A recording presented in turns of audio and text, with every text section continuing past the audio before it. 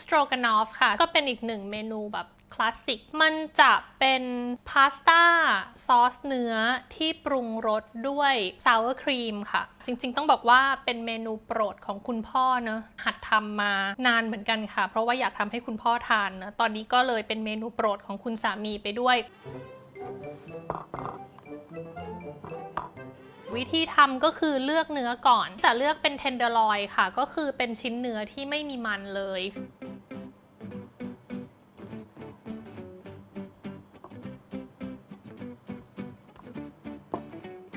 วิธีการหมักเนื้อก็มีแค่เกลือพริกไทยแล้วก็น้ำมันมะกอก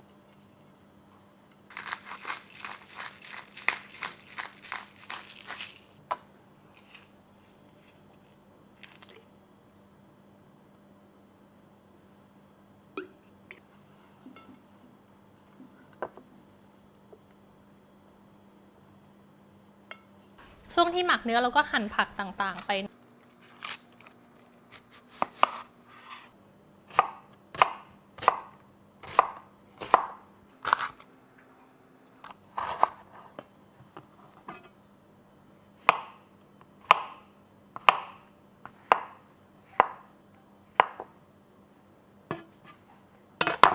ตับพาสลีย์เอาไว้โรยหน้านิดๆหน่อยๆ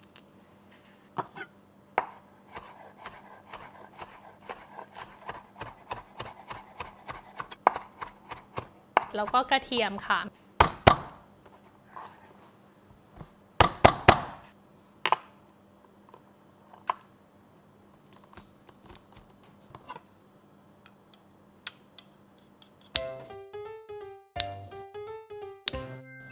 หลังจากนั้นก็เอาเนื้อไปย่างในกระทะค่ะว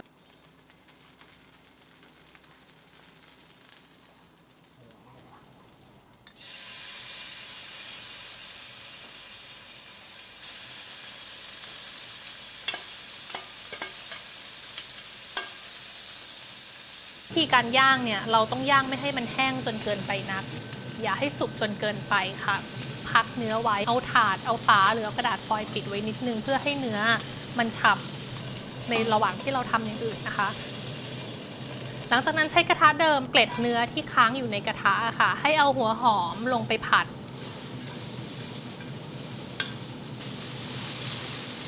พอน้ำมันออกมาจากหัวหอมมันก็จะดึงเอารสชาติเนื้อที่ค้างอยู่ในกระทะกลับขึ้นมาเสร็จแล้วเอาเห็ดลงไปผัดค่ะ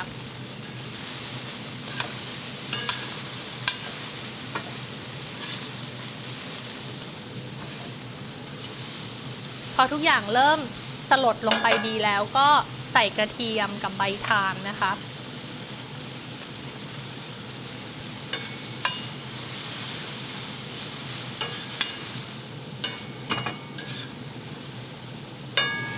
เติมน้ำซุปเนื้อเติมลงไปเยอะหน่อยค่ะเพราะว่าเราจะต้องเคี่ยวจนให้ซอสมันครีมมี่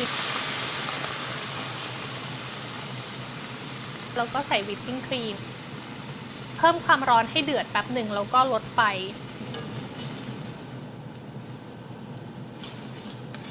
เคี่ยวมันไปเรื่อยๆตอนนี้ใช้เวลาประมาณ 15-20 นาทีในช่วงระหว่างนี้ให้เราไปต้มเส้นค่ะจะเลือกเส้นใหญ่ปัปปะเดลเนาะก็จะใช้เวลาเพียงแค่6นาทีทีนี้สักประมาณ2นาทีก่อนเส้นสุกจ๋าก็จะปรุงซอสครั้งสุดท้ายก็คือมีครีมเปรี้ยวซาวร์ครีมนะคะมันก็เลยจะเป็นซอสที่มีรสชาติแปลกไปกว่าซอสอื่นๆนะเนาะเพราะว่าปกติไม่ได้ใช้ซาวร์ครีมรสมันก็จะไปทางเค็มๆแต่อันเนี้ยมันจะมีความเปรี้ยวมีความครีมมี่ของตัวซาวร์ครีมเข้ามาสิ่งที่เราต้องการก็คือความเผ็ดแบบเพปเปอรี่นิดนึงก็เลยใช้มัสตาร์ดไฟอย่าแรงมากนะคะไม่งั้นเดี๋ยวทุกอย่างมันจะแตกตัวไฟอุ่นๆเลยอะแล้วก็เอา3อย่างนี้ลงไปเคี่ยวเรื่อยๆ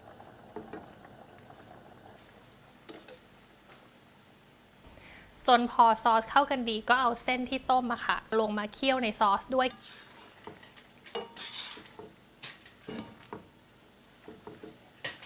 สโตรกานอฟเนี่ยมันเป็นพาสต้าที่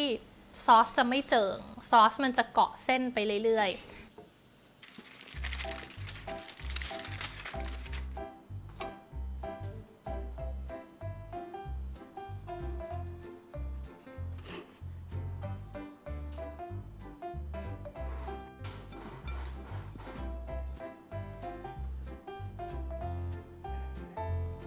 เกลือพริกไทยค่ะ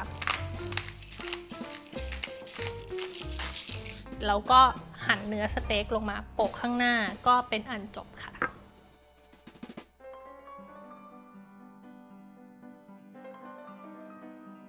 กินแล้วนะจ้า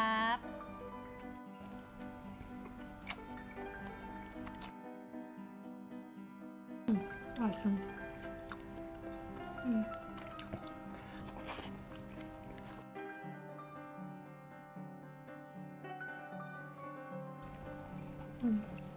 ดีมากจริง ดีมาก อร่อยจริง สุดยอดเหมือนเดิม เนาะ ใช่ เลือกเมียเก่งมาก สายตาพี่แหลมคมไหม